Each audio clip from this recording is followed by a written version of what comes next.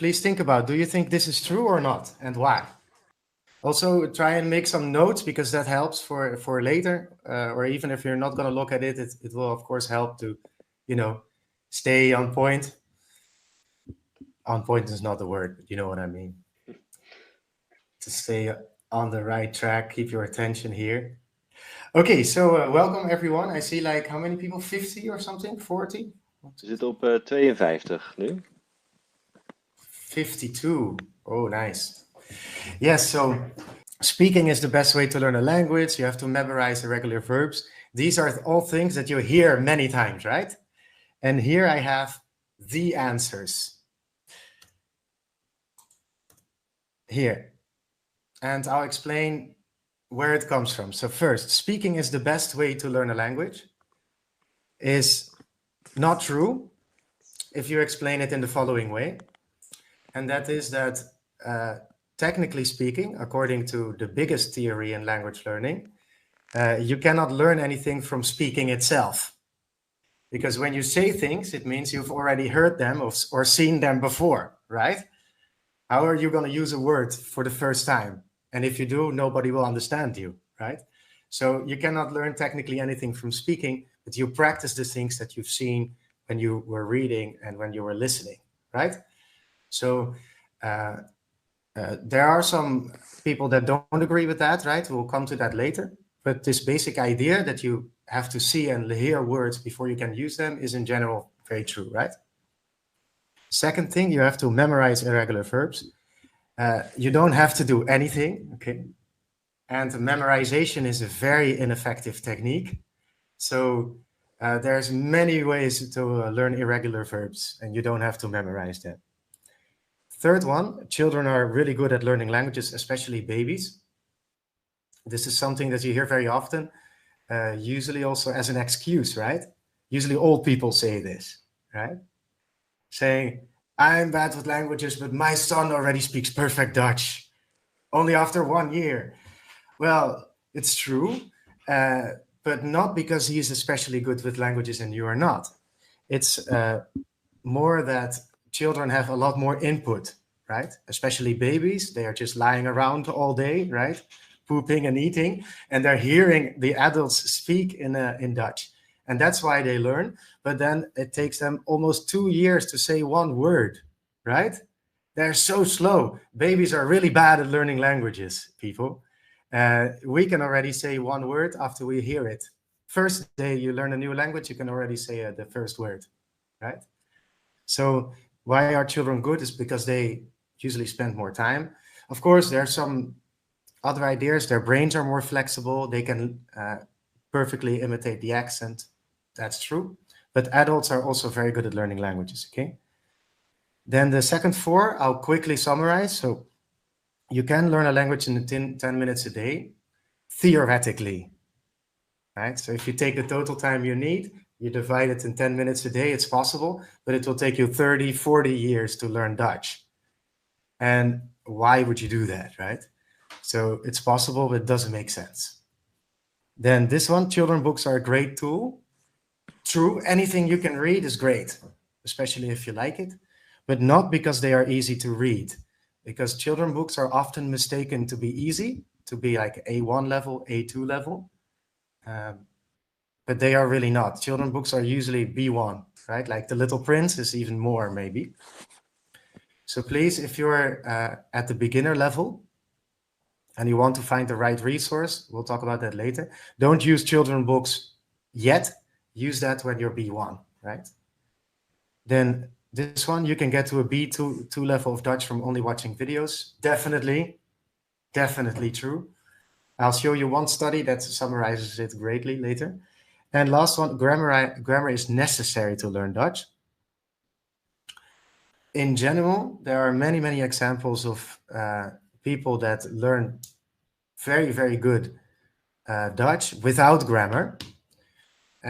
So it's not always necessary. Only for some people it is necessary. And then for which people is a very difficult question. And then what kind of grammar you exactly need, there's lots of research about that. What in general is true is that grammar is not necessary for everyone. but for everyone, it will at least help. I hope in the first 7 minutes, I helped you to think about these things a little bit. Now, who am I? This is me. I'm Max Kudoot. I'm a Dutch teacher. I'm an English teacher with the TEFL. I studied philosophy and in English and Dutch. I'm a language learner because it's my hobby. And I'm a writer of this book, Nieuw in Rotterdam. And this is a Dutch novel for beginners in which I try to use this research that I'll be talking about today. And I speak, or I learn, I should say, these languages. So English and Dutch on a C level, Spanish on C level, German B2, French B1, and I'm now focusing these years on Persian. And it's a very slow process. And today I would like to look at these questions. But first I would like to know, who are you? Could you please write where you're from in the chat? Just quickly. Nice. Here comes the chat explosion. Let's go. Let's go. Scotland, France, Norway, Colombia, United Kingdom, Mexico, Macedonia, Amsterdam, Kosovo, China. Wow. Glasgow, Santo Domingo, Uruguay, Duitsland. Okay, great. Thank you. And could you also write down the level that you are currently at in Dutch? So A1, A0, A2, B1, more or less. Just so we know, B1, A0. More or less is also fine. A or B is a big difference. You should know that, right? A, B, C, somewhere. Okay. Is there C1 people also? C1 people? A0, A1. Okay, so we have a lot of A people, a few B people, and some natives, I think. Nice. Okay, welcome everyone. So I hope I help you today. I tried to put everything I know into 1 hour, but I realized it was impossible. So I made some choices on the basis of what I think is the most practical for you, okay? We're going to look at these answers. So how long does it take to learn Dutch? Is it difficult? How to learn it, like what to actually do to learn it according to science? The biggest mistakes people make, how to find resources to start doing it from now on, and what to do with that on a day-to-day basis in your life. So first question, boom. How long does it take to learn Dutch? So please take a guess, okay? Do you think 1 year, 2 years, 1 month, 2 hours? Just write something in the chat and press enter. Not yet, but press enter after I count from 3, 2, 1, 0, okay? So think about it, maybe 10 more seconds. Good question, sorry. I mean until general fluency, so like B2 level. From 0 until B2 level for English-speaking people, how long do you think it takes? Okay, and then when you're ready, please press enter after 3, 2, 1, enter. Okay. Oh, okay, I see lots of time periods, right? 4 years, 9 months. And Jorge Diaz was very smart, and he thought, well, it matters a lot how much you study, right? You can maybe do 2 months, but then you need to study and not sleep. So yeah, he said 500 hours. Nice. So there is more or less an answer to this, actually. So there's a language difficulty ranking made by the Foreign Service Institute, FSI, and they created a list to show the approximate time you need to learn a specific language as an English speaker. And I'll tell you first where it comes from. What they do is they educate diplomats to be able to work abroad in a foreign language. And they calculated the amount of hours then they needed to train these diplomats. So you need to know that the people they trained were very smart, and they usually already spoke, besides English, already another language. Not always. Then they created a list of 5 categories, 5 being the most difficult and 1 being the easiest. Now, let me show you. I need to go to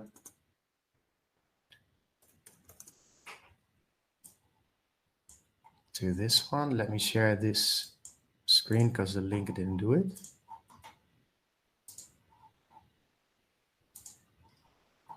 There you go. This is the website, a language difficulty ranking, and they calculate it until speaking 3, general speaking proficiency, and that's more or less a little bit more than B1, so somewhere between B1 and B2,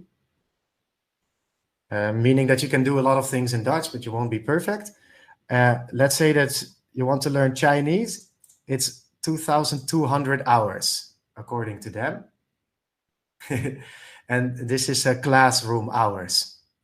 So besides that, you need to do more or less the same amount of other things at home.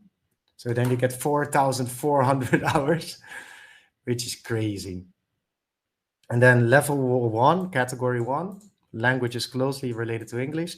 You see Dutch over here. So around this amount of classroom hours it takes to learn Dutch. And then the same amount of homework and other activities. So 600 hours. This number, I recommend, please write down this number, because it's a very important number.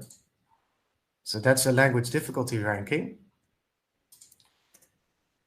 But there's a lot of buts here, because 600 hours, let's look at this. On the left, you see the amount of hours. On the right, you see the level that you're at.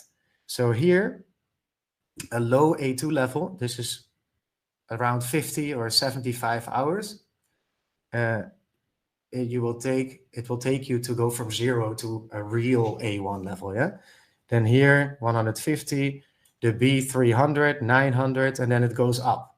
So you see, the higher you get, the more hours it takes to get to the next level, right? Most of you already knew that, but I noticed that not everyone knows that. They think you do one course for A1, one for A2, one for B1. It's not like that. Usually it's like A1, one course, A2 takes you 2 courses, B1 takes you 3 courses, right? So that's more or less how it goes. So why the 600 hours? Well, after 600 hours, you're somewhere here. And I noticed with some students that that were super lucky, and they basically, their boss paid me to teach them 40 hours a week. And what we did is we had a whole Excel sheets with their amount of hours that they put in Dutch, like in general. And my experience is that around 600 hours, people do reach this B1-ish level for English-speaking people, I mean. And then again, I worked also with relatively smart people. So people that already went to university, that had a master's degree, right? So there's a lot of buts here. If you never went to university, if you didn't go to school in your life, of course, you will need a lot more hours. If you already speak 4 languages, well, you'll be a lot faster maybe than 600 hours. If you speak German, you'll also be faster. And then, of course, if you don't speak English, oh man, it will take you a lot longer. So also, I hear a lot from expats like you that speak English that say, yeah, if you don't speak English, it's a lot easier to learn Dutch, because then you can practice with everyone, because otherwise they switch to English. I mean, I understand, but this is not true, because if you don't speak English, it will take you 2 or 3 times longer to learn Dutch. So all of you guys are really lucky, because you already speak a language that is a brother of English, right? English and Dutch and German, we're brothers. So how long does it take to learn Dutch? Well, 600 hours to be around the independent user point. Let's say 1,200 hours for a B2 level, so full fluency. Then you won't have any big language issues anymore. You can read, you can understand Netflix series, things like that. And of course, if you want to speak perfect Dutch, you know, have de and het under your control, it takes your whole life. But yeah, your whole life is not an interesting answer, right? We want to try and have some numbers to hold on to. So my advice is write down the 600 hours and work towards that. So is Dutch difficult? Well, no, it's category 1, right? Compared to other languages, not difficult. I mean, if you answer this question in another way, like, is it difficult, for example, compared to learning something else? So learning to how to juggle with 3 balls and learning Dutch, well, then Dutch, of course, is very difficult because you can learn how to juggle with 3 balls in maybe 2 hours or 3 hours. Just a random example. So of course, Dutch is difficult. It takes a long time, but compared to other languages, it's not the case. This is my number 1 and 2 advice for you. Number 1, focus on putting in more hours, because then you'll know you'll get better, right? Even if your method is wrong, even if you're not good with languages or things like that, if you put in more time, you will get better. And this is more important than everything else I'm going to say, okay? So if you forget everything, but you put in more hours of Dutch without having any idea what you're doing, you'll also get better, right? So that's why the second advice comes from is track your hours. That's what I'm doing, for example, with Persian now. I have this Excel sheet. It's not beautiful, but it's very useful. So I have a journal, a diary. The date is on the left. I write down more or less what I do here, and then I count the hours. And I know that if the total amount of hours goes up, then my Persian will get better. It's as simple as that. Then, of course, there's a lot of things you can do to learn Dutch more effectively that we'll talk about. But if you forget everything and you just track your hours, you're also doing fine. I know I said that already 3 times, but it is very true. Okay, so let's go to the most important question, maybe. How to learn Dutch effectively according to science. And I looked a lot at different research papers already for many years. It's kind of my hobby. And I checked it with Carmen Klein-Herenbrink. She's in the meeting. She knows more than me. So if something is wrong, then she'll let me know. Here there's a little overview, what we're going to look at. So if we want to know how to learn Dutch according to science, well, first let's define what do we mean with Dutch in general. So on the left, you see that the Dutch language, we could say it consists of these 3 things, right? There's words, then there's the sounds of those words, and then there's the structures in which we put them together. Makes sense, right? Then on the right side, there's the things that we do. So we kind of do grammar in a sense that there are structures and we put it together. You could say that that's grammar. I mean, there are many definitions of grammar. But here I try to use this active definition. Then we pronounce words and we do these 4 things, right? Speak, write, listen, and read. And I'll try to show you what, in general, are the conclusions of linguistic research of how to do it, of how to learn these things in general, right? And therefore, we're going to look at 3 hypotheses, okay? But to understand these 3 hypotheses, I would like to look first at a more super important distinction made by this man, Stephen Krashen. And it's also the introduction of the first hypothesis. So now we're getting into the science part, okay? If I don't make sense, please write it in the chat. But let's go to the science part. So what we first need to understand is the distinction of learning and acquiring, okay?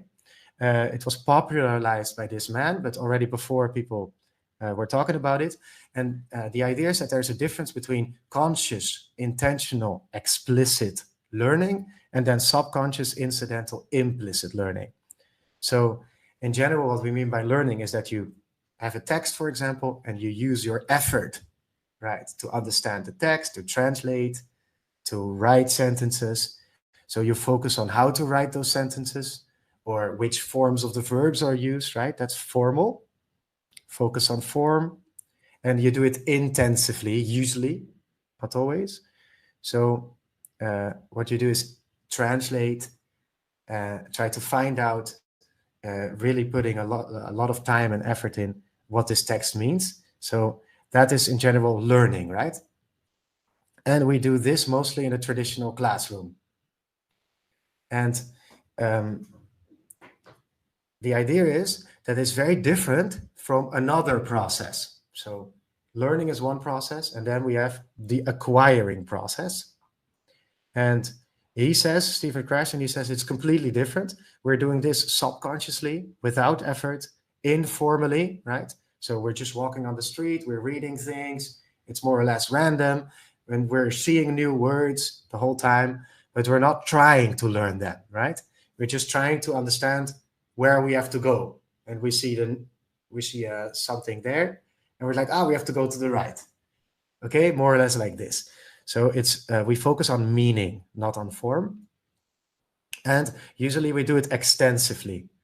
So probably when you're reading in your own language, you're acquiring, you're not learning. Because you're reading a book, you're not trying to find out the past tense or the future tense.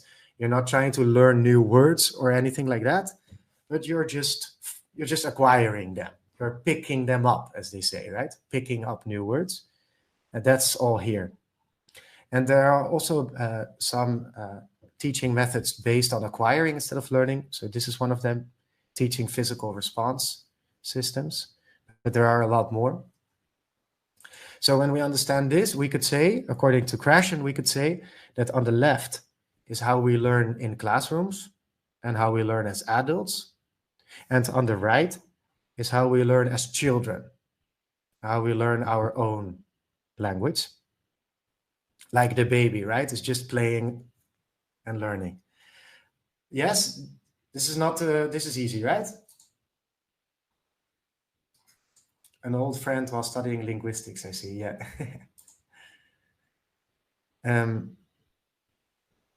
I see some thumbs. Okay, perfect.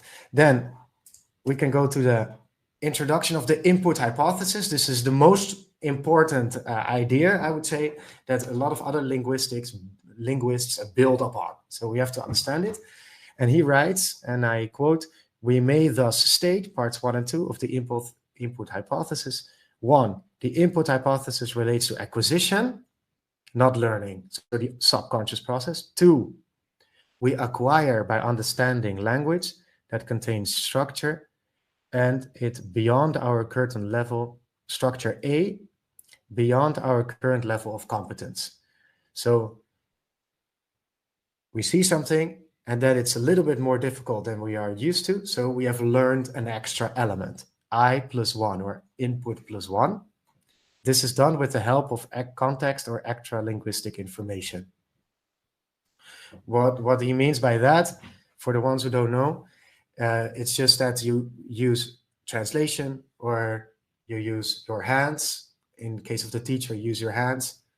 And this extra linguistic information, so the information outside of the language, helps you to understand the meaning of the message, right? So that's here. And then 3, when communication is successful, so if that works, right, you understand this extra structure. If that's successful, when the input is understood and there is enough of it, not once, but maybe twice, thrice, then it will be provided automatically. So for example, you're reading a text, there's 2 new words, but you understand the text anyway, so you can infer the meaning of those words. Then you've learned some words through input and context. And that's how all language learning works, according to this guy, Stephen Krashen. He says this is the only thing that happens. Okay, so it's very strong, this hypothesis. And then he says, number 4, that your ability to produce emerges. It is not taught directly. So he says when you do this, right, the teacher explains things with the hands, you read a text, you listen to a podcast, slowly, you'll hear new words, you understand them through context. And that's basically how we learn a language. That's what he says. So summarizing, you could say we acquire language when we understand messages. So there are people that do this, okay? Especially on YouTube, there's a lot of polyglots there who use only this idea to learn many languages. Some of them get to very high levels, some of them not so high level. So we could say, if we believe that only Krashen is right, okay? we could say, don't study grammar, don't memorize words, don't ask for corrections, don't worry about speaking. Just read and listen to compelling and comprehensible input, and you will be able to speak, okay? So first, more comprehension means more production. And some people on YouTube are still saying this. And for some people, it's true, okay? So I noticed that, for example, my German is pretty good, and all I did was just listening and reading. But of course, German is pretty easy for someone who studied Dutch, right? And I do notice, however, that I make mistakes in German that are quite easy. So I have like high-level German with very easy, simple mistakes. So why is that, right? According to Krashen, that shouldn't happen. I should be able to understand better German. He would say you should understand German even better, and then the errors will solve itself, right? If you are an introvert, your silence helps you to process information better, is what Krashen would say. So my advice is, if you don't like speaking, okay, for everyone that listens now, if you don't like speaking and you're afraid, you have anxiety, just don't, okay, is my advice. Don't practice for now. And then later on, your Dutch will be really pretty good when you practice. So don't listen to everyone that says, no, you have to practice, otherwise you won't get better. It's at some point that will be true, but probably until you're like reading nonfiction books and understanding podcasts about politics, until that level, you'll get better just by reading and listening. So please do, don't worry. And of course, you do need to study a lot. And at one point you'll need to speak, but we all know that. Why? Otherwise you're learning Dutch, right? So some modern proof of Krashen is this beautiful study from 2002. And they concluded, okay, it was a meta-analysis, as you can see, vocabulary acquisition through viewing captioned and subtitled videos, a meta-analysis of lots of studies, 32, I believe. And they concluded that watching videos will not only teach you words and sounds, but also structures. So those people learned a lot of grammar by only watching videos. So again, for the ones of you that don't like speaking and also don't like reading, go ahead and watch a lot of videos. Then intralingual subtitles are best. So videos in Dutch with Dutch subtitles. And they found also that cartoons are best. So find your cartoons and go ahead. My advice is get to the A2 level first, using books. You can use my book, for example, to get there. You can use textbooks and apps or courses, whatever. But when you are there, around more or less A2, please start binge watching Netflix, okay? It sounds like a little thing you do when you don't have time to actually learn Dutch, right? But it's not true. You will actually learn so many things just by watching Netflix. So please do, okay? I noticed that many of my students are not doing it. Please do. Or you can find a simple book. According to Krashen, it will also work. A simple book. You can relax your mind, engage into the story without analyzing. You can lose a little translation here in case you don't understand the book. And you can listen on Spotify. So my book has also audiobook. That will also work. So videos or something like this. Now the question is, of course, was he completely right? And there's this study, Krashen 40 years later, by these two people, Lichtman and Van Patten. And they concluded, yes, okay, mostly. But there are some things we have to look at. They say the fundamental role of input, the acquisition-learning distinction, now understood as explicit-implicit distinction, are irrefutable observations about second language learning acquisition. And I noticed that pretty much in all the studies, pretty much everyone agrees that it's super important to have lots of input. So if there's one thing you have to do to learn Dutch, okay, something that is necessary, then it's massive input. Everybody agrees. But then there are some other things that maybe you also need to do, or some things that can help you to get to the highest level, to make sure you don't make mistakes like I do in German, or to make sure that you're completely proficient, for example, in a working environment and things like that. So there are some things that input maybe cannot give you. And what do we see in the studies? Well, we see that some people that do this, according to Krashen, just reading a lot and things like that, they get really good and others don't. So results differ.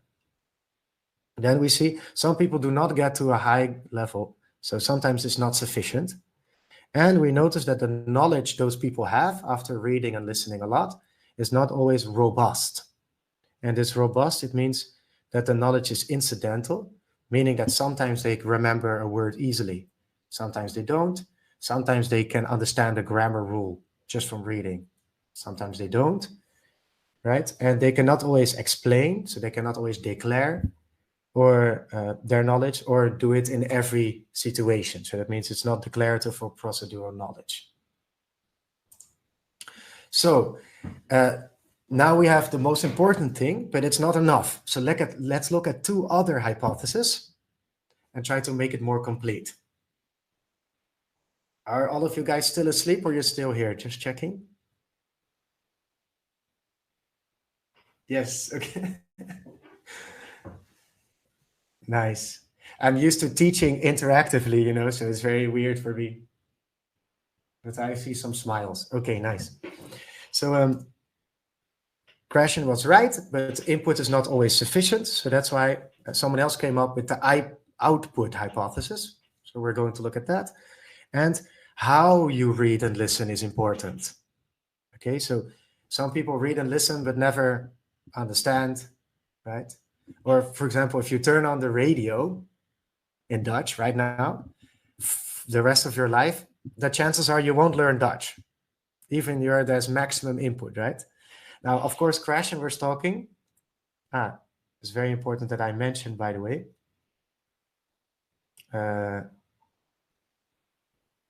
Because I forgot, it's very important. Here it says, when the input is understood, right? So I have to use the phrase, Krashen is talking not about input in general, but about comprehensible input, right? About something you understand. So his theory says, if you understand enough messages in the language, then you will learn, right? So for example, if you watch videos, you need to watch videos at your level. If you watch immediately now political interviews in Dutch, you won't learn anything. And that's why I said here, you first get to the A2 level and then binge watch Netflix series, okay? If you start now, maybe you'll also learn, but it will be very slow. So he's talking about comprehensible input. But how you process comprehensible input is also important.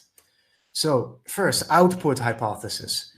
This linguist, Swain, she studied French students, okay? So students who were English speakers, native speakers, but studied French.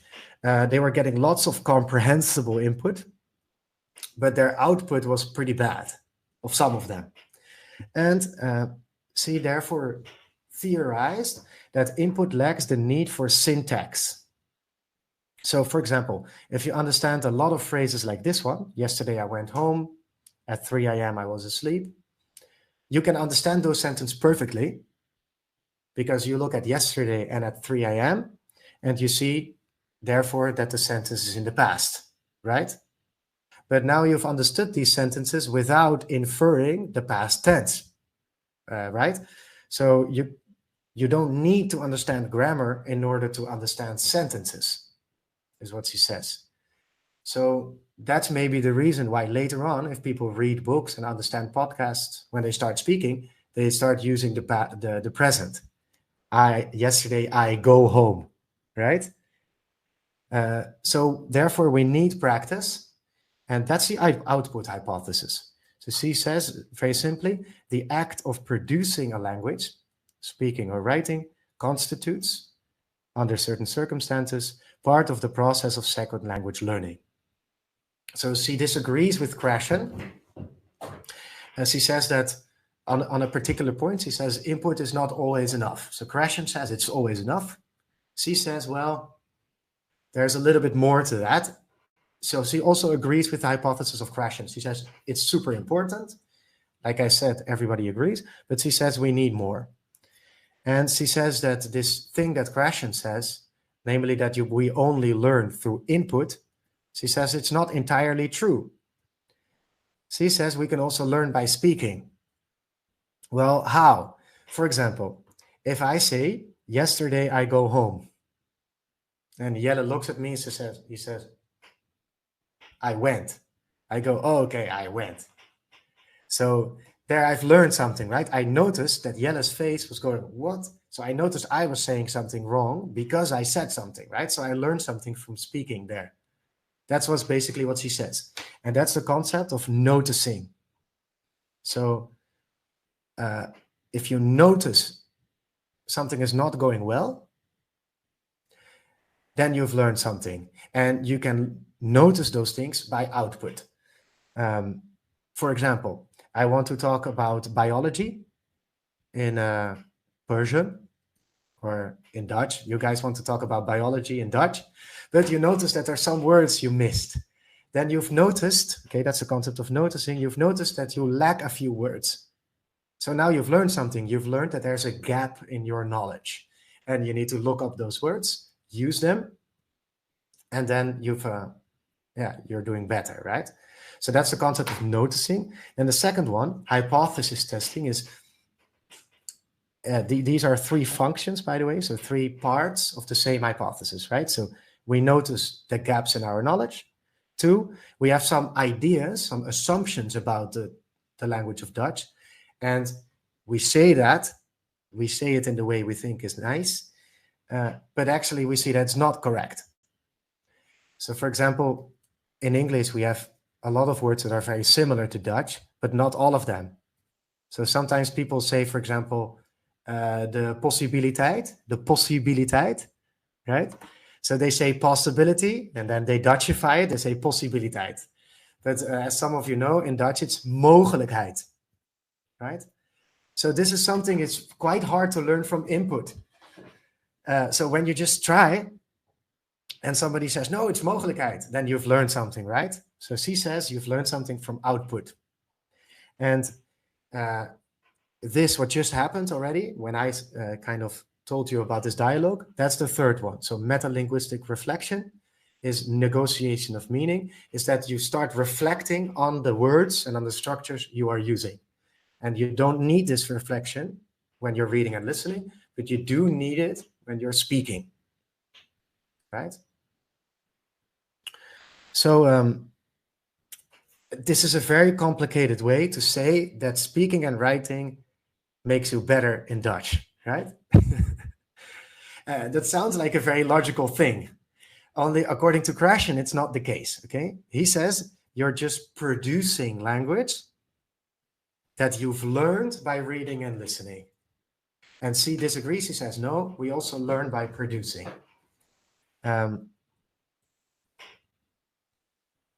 Yes, I'll leave my own opinion away for today. She says, when you look at these three things, please notice, for you guys, please notice that the most useful output is interaction. Because the third one, the negotiation of meaning, you can do it by yourself, right? When you're writing a text. Only it's a lot faster in conversation or when somebody checks your text. Also the hypothesis testing. If you're saying something wrong in Dutch, you see the faces, right?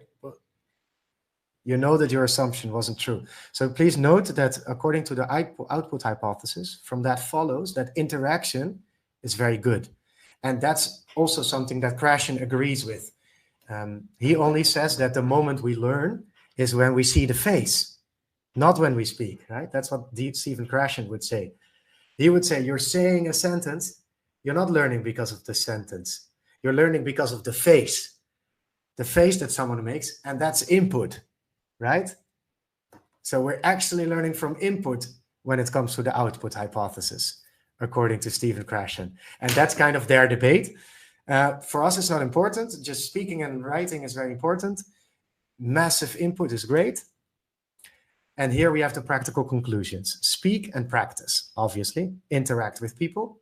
Try to push yourself for output, but only if you want, okay? If you really don't want, it's okay. Then also slow down and notice. So noticing is not only there when you're speaking or when you're writing. You can also notice the past tense when you're just reading, right? So this is my advice to you, is try to slow down and notice what's happening in this sentence, right? What's going on? That really helps. And send messages. Because when you try to send the message, you're focusing on the meaning, not so much on the form, and you'll get an emotional connection with the language, and this helps.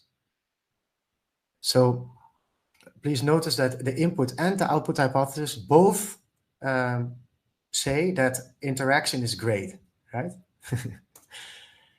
Then the way you read and listen and speak and write is also important, right?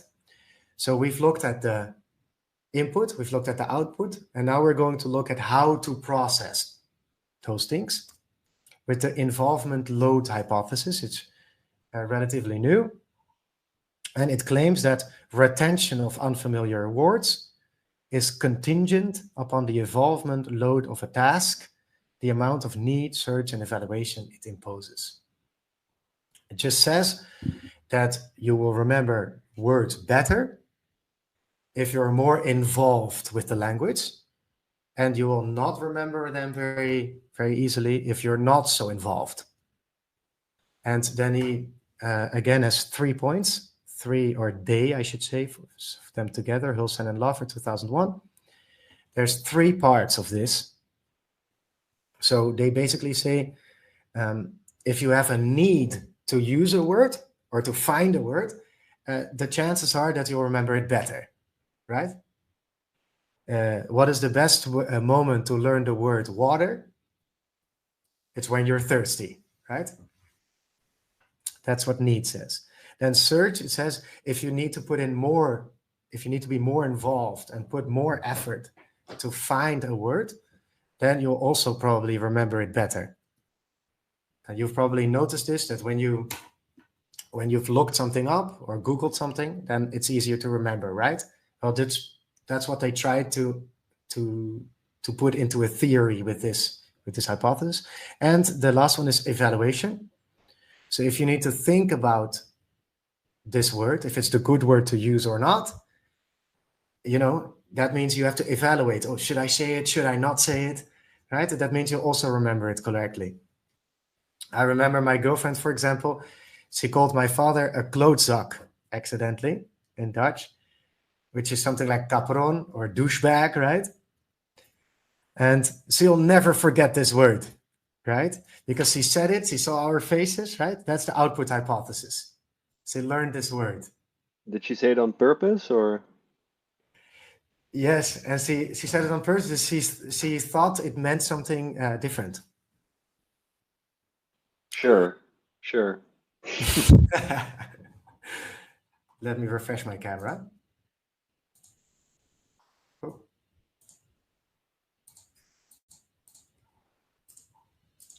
Let me share again. Is my camera a little bit sharper now or not? It's okay. Yeah, it's fine. It's fine, right? Yeah. So when you're more involved, you'll learn better. So let's take an example. Let's say that you want to learn the Dutch words for the chess pieces, okay? And you want to learn the word for king, queen, pawn, rook, bishop, knight, etc., right? According to the involvement hypothesis, these techniques are better or worse. So in the involvement goes up. One of the worst techniques in general is making a list of words, right? Just making the list. And then, put your hand on one side and try to remember. Really, really bad, okay? Because there's no context, there's no meaning, there's no need. You're looking up the words. Okay, that's right. You don't need to evaluate. So that's not good, right? Flashcards is already a little bit better because you need to do something, you need to look at them, think about it. Then filling exercise is even a little bit better because you have to think about the sentence, you have to evaluate a little bit if this is the correct word to put there or not. Then naming the pieces, so pointing to the pieces and telling someone else, this is a rook, this is a bishop. That's already better because you're communicating, yes? These ones are even better. Take the blah, blah, blah game. Is, for example, Jelle is your teacher. He says in Dutch, take the rook. You have to take the rook. You tell Jelle, take the pawn. Jelle has to take the pawn. There, what you're doing, you're combining the two hypotheses, right? You're using the input hypothesis because you need to understand the word, and you're using the output hypothesis because if you say rook and he gets the bishop, well, something is wrong. So interaction is the best way to do things like this and actually remember them, right? And then even better is you talk, I move, is you can start playing basically. So Jelle says, move the bishop to a2. And you have to move it like that, right? It's even more complicated. Maybe another level would be to analyze a game together. Then you need to use the word rook and actually in the right moment, right? And explain, you understand where I'm going, right? So the more involvement, the better you'll probably retain the words. Then don't forget, please, that these are things that you can do, but it will take a lot of time. So let's say that you don't have a lot of time, and probably none of you have a lot of time, right? Then don't forget that also watching films and reading books will also teach you the words about pretty much everything. So if you read enough books, there will be, at one point, there will be a talk about chess and you'll find the words there, right? Or if you really want to know how to play chess in Dutch, you can watch a video on YouTube. And after someone is analyzing a game for 15 minutes, he will have used the word rook for so many times that you probably understand that it's the little tower thingy, right? Fundamental conclusions of the research. Let me read only part of it. So fundamental conclusions. 1, adults can learn syntax, morphosyntax while processing natural language for meaning, okay? Even if they don't look for any rule, resulting in implicit and explicit knowledge. So what this means is if you read and listen, you can learn Dutch completely. However, this knowledge is not robust. You'll forget it quickly. You cannot always use it. 2, we learn a lot of words from reading and or listening. Okay. So these things are very similar, just that these say you can do everything and this say you can learn a lot of words. 3, output helps strengthening and deepening your language skills, especially interaction. 4, all learning should take place in an engaging, meaningful context in order to be effective.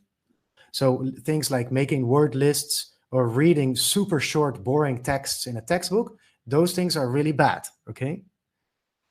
Then 5, more involvement, so activity or emotional connection means more vocabulary retention. So you learn more words from involvement. Now this is very general, but let's try to make it a little bit practical, right? Let me ask you this question. Please think about it for 1 minute. Why is it that high school students never achieve fluency in their second language? So using all the theory of today, what do you think?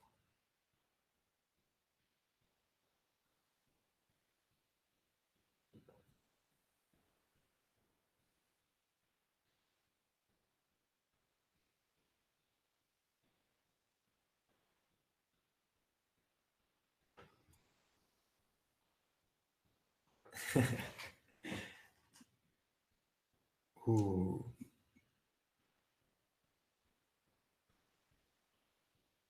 Oh, wow.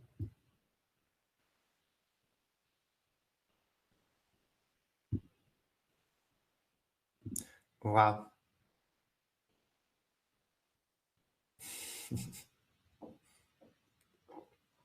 Somebody asking about learning Portuguese. Yeah, so everything that was in there was correct, okay? Look, First of all, it's not enough hours. So if you do 4 years, right, or 40 weeks, 2 hours per week, that's 320 hours, then you're only A2. Even if you do everything perfectly in those hours, you're only A2. Then there's no comprehensible input, because usually the teachers don't speak the second language. They speak only English or Dutch in my case. There's not enough output also, because they didn't really force us to speak a lot of French, for example, with French. And everything was also word lists, very boring dialogues, no context. So that's why, not only because I was in puberty, okay, I was badly in puberty, but also because of the word lists and the dialogues. And even if I would be completely motivated, there would be no involvement, because what a word list doesn't mean anything, right?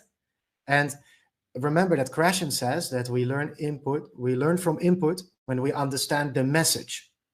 But if you have a list of words, there's no message, right?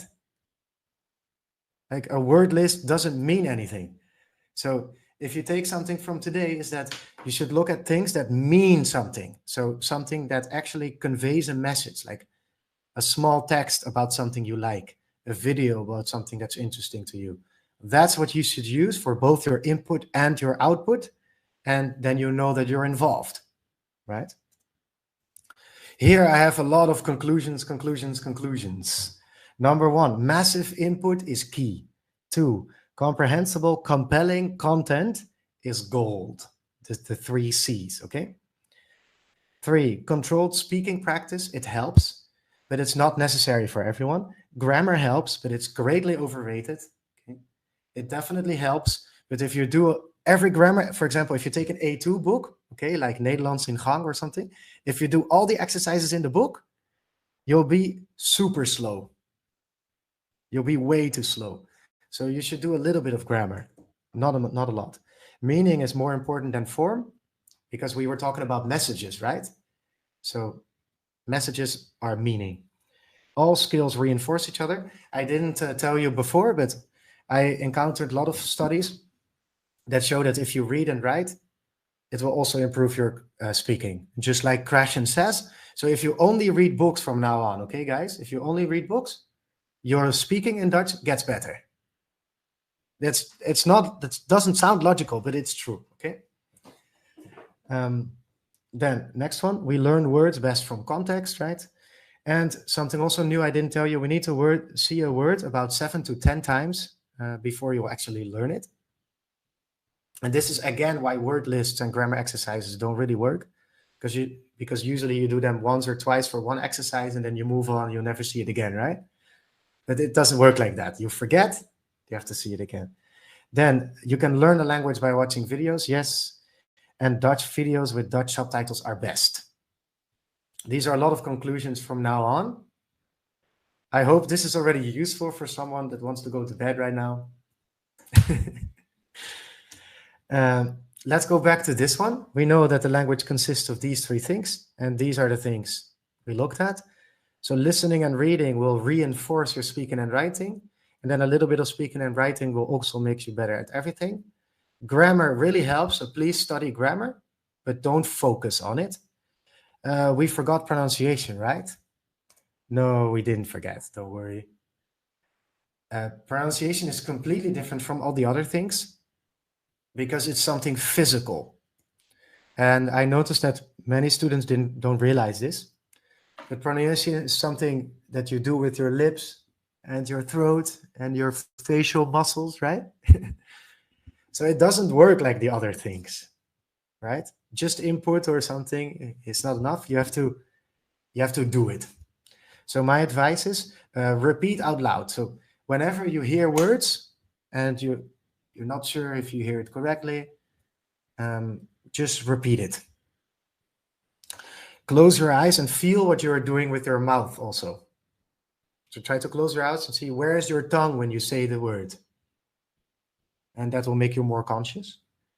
And go back to the basics. So even for the B2 level people, especially if you're German, you probably didn't study a lot of pronunciation. And that's okay. But it makes sense. So once a month, once every 2 months, just go back to the alphabet and listen. because the German and Dutch is actually not the same, the alphabet. We pronounce the letters a little bit differently. And if you notice those things, again, the concept of noticing, it makes sense to practice that. Yeah. What doesn't work for pronunciation, but often people recommend it, is reading out loud. So if you read out loud by yourself, your pronunciation will not get better. There's been a couple of studies on this. So it only works when you're listening and then repeating. And then you can have the text if you want. But if you only read without listening, then you'll just practice your own bad French pronunciation when you're learning Dutch, right? So then we've done everything about pronunciation. That's all I have for pronunciation. There's a lot more to say about it, of course, but I don't want to get into specific techniques because that's for another masterclass. So these are biggest mistakes. Number 1 is not spending enough time. 2 is doing too many grammar exercises. So grammar is good, don't focus on it. 3 is no extensive studying. So I notice people when they feel that they have to sit down to learn Dutch. Maybe that's you.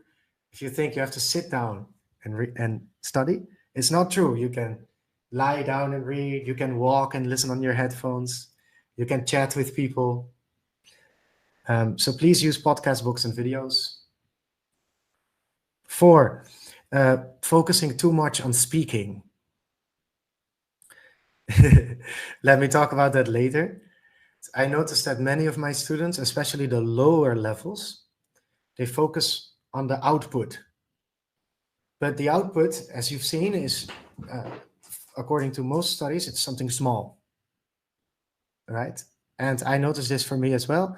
The most of my learning is done when I read and when I listen, and then a little bit helps when I speak.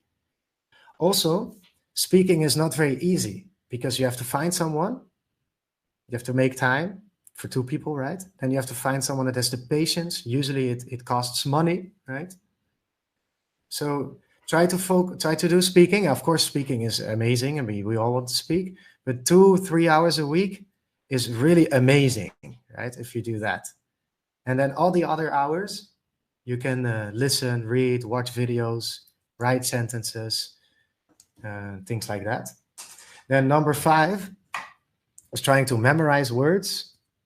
And 6 is worrying about forgetting words. And those 2 things have to do with each other. Let's look at the last 3, by the way. So the last one is worrying about forgetting words. And to those people who want to remember everything, I tell you, if it is important, you will see it again. If you won't see it again, it wasn't important. It's not my sentence. I've heard it before.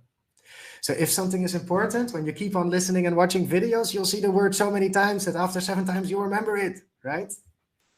So don't worry. Be happy. Another way to look at this is look at the forgetting curve. So worrying about forgetting words doesn't make sense because you have to forget them to learn them. And what I mean by that is, before we've seen that you have to see a word 7 or 10 times to remember it, right? That means 7 or 10 times you'll forget it first, right? And what happens is that you see the word and you maybe in the context, you know more or less what it means, right?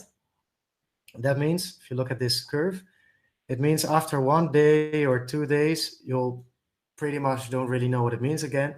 And after 6 or 7 days, no idea. You'll see the words again, you don't even recognize it.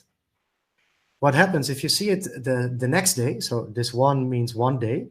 Oh, time remembered, yeah. If you see it 1 day later, then it will take you also more time before you forget it. So if you see a word 4 or 5 times, it will take you many weeks before you forget it again, right? And this is one system that you can use to do that, that you make these 5 boxes and you do flashcards, right? And when you remember it, you put it in the next box. If you don't, you put it in the previous box. And what they claim, okay, the people that use this method, is that after 5 days, if you've seen the word, oh, sorry, not after 5 days. Let me explain better. This is one, it means 1 day. It means you'll check it again after 1 day. You put it in the next box, it means you check it again after 2 days. In the next box after 3 days, 4 and 5. Or you can take longer intervals, right? First 1 day, then 2 days, then 5 days, then 10 days. And it means after the word went out of the 5th box, you'll remember it forever. That's what they say. I noticed with Persian that even after it went out to the last box, I also forgot it again. But maybe that's because Persian is very hard. Dutch is very simple compared to, because it's close to English, remember? So maybe for Dutch it does work. And this system is also more or less a system that apps like Duolingo use. So they show you the word right before you would normally forget it. Right? So they use the forgetting curve. And that's why you can learn vocabulary with these kind of apps. It is good for that. Only don't forget, it doesn't use any of the other hypotheses, right? There's almost no involvement except for a little bit of a game. There's no output and there's not really input because learning words is not really a message, right? So that's why those apps are, according to the research, not very good, because there's not enough meaning, there's not enough context. So if you use those kind of apps, go for it, but just know that it's not the most effective way. So what should you do? Let's get into the practical side of things. There's 3 steps. We can boil it down to 3 steps. First, find it. So find something, some comprehensible and compelling input, preferably with text and audio. That would be best, right? Like a video with subtitles, a book with an audiobook, like my book. That's why I put it here. Or like Jelle does, he provides these little texts with audio. That's also great. And then consume it. So here we have the input, right? Make sure you understand it, 80%, 100%, at least enough to understand the message. And in order to understand it, you can use the techniques you like. So study techniques should be focused on understanding a piece of interesting content, right? Translation, if you like translation. You can draw things if you like that. You can look up words, whatever. But make sure that you find something that is interesting to you and that is at your level, right? Comprehensible and compelling input. Then find a way to understand it, study, have a teacher explain it to you, whatever. And then use it. So you activate your knowledge by speaking, interaction is good, or by writing and having somebody to correct your text is also great. And when you use it, well, that will be also pronunciation training and grammar training. And then there's a lot of discussion in the polyglot community on YouTube about how those two should be balanced, right? So how much input and how much output, how much of consuming and using you should do. I find that there's more people that say that you should spend most of your time consuming content. And I'm one of those people. I think, and this is just remember, this is my idea, okay? This is not the science. I say 80% input, so reading, writing, videos, and then 20% in total of output. So if you have 10 hours a month, then you do 2 hours of speaking and 8 hours of reading and listening. 80-20. Yeah, exactly. Of course, what you can also do, and this is what I saw on the Going Dutch community, I think it's an amazing way, is you can take different phases. You can say, okay, I'm now going to do 2 months. I'm just going to binge Netflix. And then I'm going to book 3 classes a week to practice. That's also okay. That's also doing 80-20, but in a different way, of course, right? So I find that this is the most useful. So then your language plan can look like this. I was very happy making this. So your A1 level, you can do this by Bart de Pauw. If you guys want, I can send you all the links. Then you finish the series. You read my book and you listen to it. You're a beginner. Then you feel like you've learned a lot of words, right? In my book, I always promise you learn 1,500 words. Let's say that you don't believe it. You want to see if you can use them. You go to the Going Dutch community. You take classes. That will be the output phase, right? Then you're like, oh, it was okay, but I need more. Then you'll go back to an input phase, right? And you binge Netflix and you start using Journaal in Makkelijke Taal. And then you'll be around the 600-hour mark, right? Somewhere here. And then you know that around the 600-hour mark, that's where you should strive for, because there you can start understanding books and Netflix series. And if you can just read books and watch Netflix series, things are getting so much easier because you can put in the hours very easily, So this is the hard part here. And here it just becomes a matter of time. Last two questions of today. Maybe I'll go a little bit over time. I notice. I hope that's okay. Just a few minutes, 2-3 minutes. Resources checklist. If you look for a resource, look at these 4 things. 1, it should be understandable for your level. And you can make this, I didn't write it on the slide, you can make a note. What you can do if you're, for example, in a library, you check a book, and the first page, just count the words you don't understand, right? If it's more or less 70%, that's the minimum. So if there's 3 out of every 10 words that you don't know, it will be very challenging to read, but it's doable. And then if you understand if there's only 1 word you don't understand, that's also great. It will be easy to read, and you'll still learn a lot. So that's the first thing. It should be comprehensible. Then the second one, it should be compelling, so that you have the involvement, right? It should be interesting to you. What I notice is in many language courses, this part is not well done. Those sometimes even very good teachers, they do everything well, but the text they use is just not interesting, right? It is very important to spend time, find something. Then use input, right? It should have text and audio. That would be best, especially in the beginning. And lastly, it should be useful.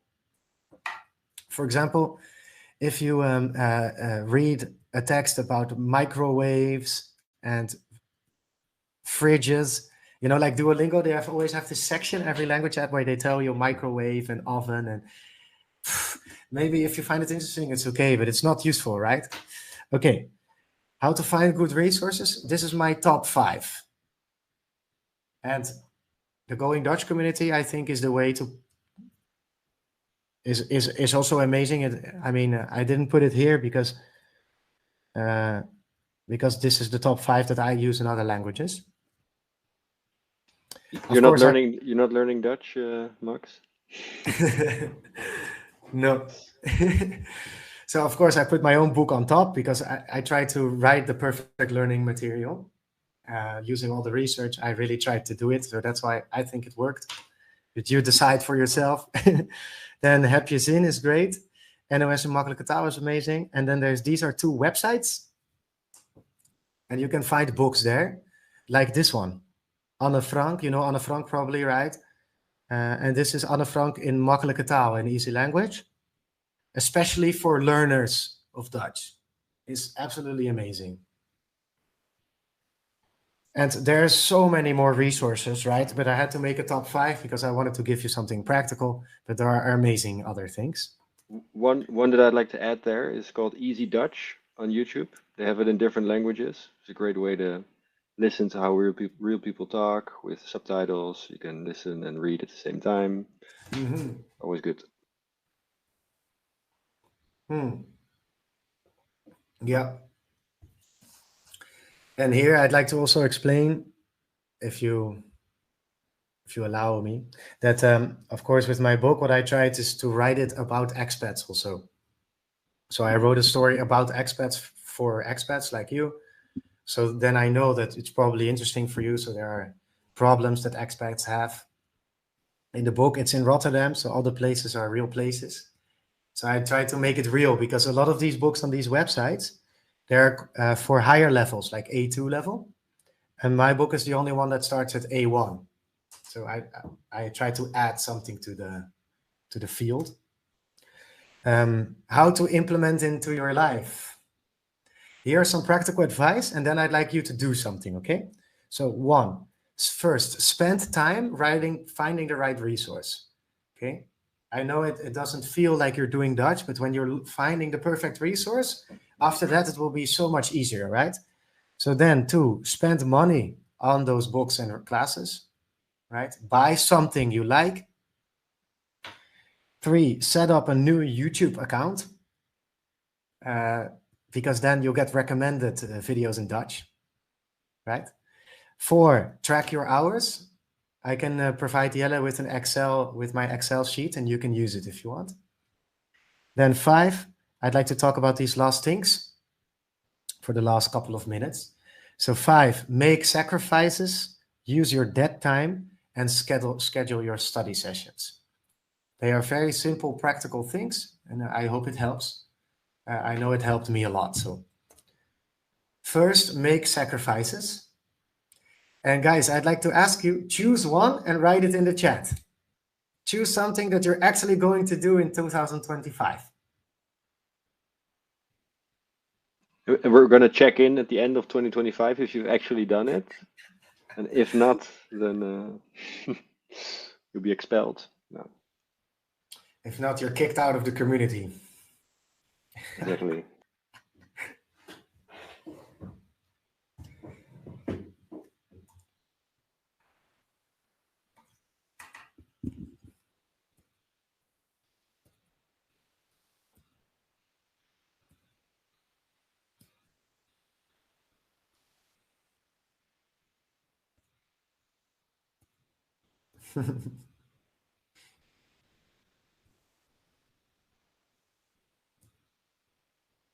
Oh, I see a lot of promises.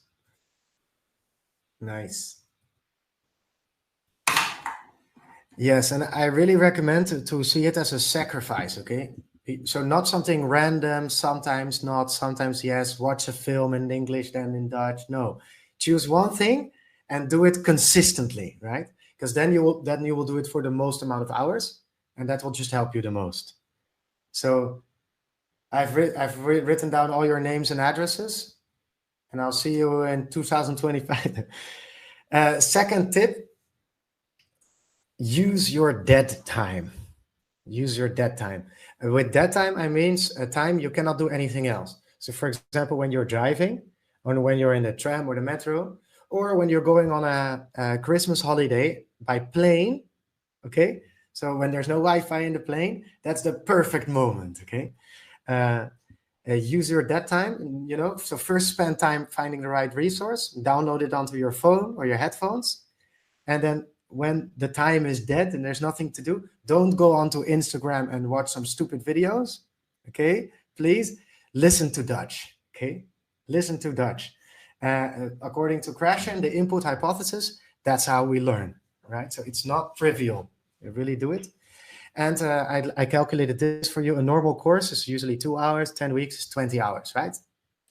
I know in the Dutch community with Jelle, you can do a lot more. That's one of the reasons why it's so useful, right? But if you use your dead time, let's say that you have 4 mornings of 30 minutes, that's also 2 hours. So if you're using only your dead time in the morning for 4 times a week, you'll do like always a Dutch course, right? If you see it like this, and then write in your Excel sheet that you've actually done it, you'll see up the total amount of hours. And this is how I do it. This is my Google Calendar. The yellow bits, that's where I'm going to learn Persian. So that's a third tip for me, from me. go into your Google Calendar now if you want. Or if you have another calendar, go in there.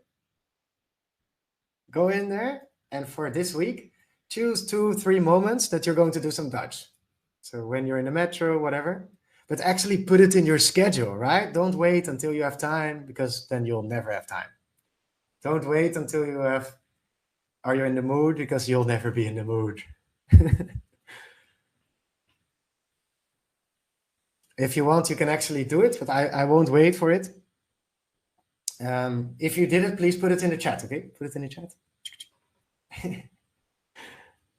Like, scheduling it really works. Your turn, choose your sacrifice and schedule your study sessions. I already said that. And like that, you can also go really nerdy and calculate how many hours you need for your level. Then divide it in time, put it in your calendar. And then if you actually did it, write it in your Excel sheet. Then you only need to find the right content and consume it. And then you have a full plan, strategy, tactics, everything, right? If you want to. This is a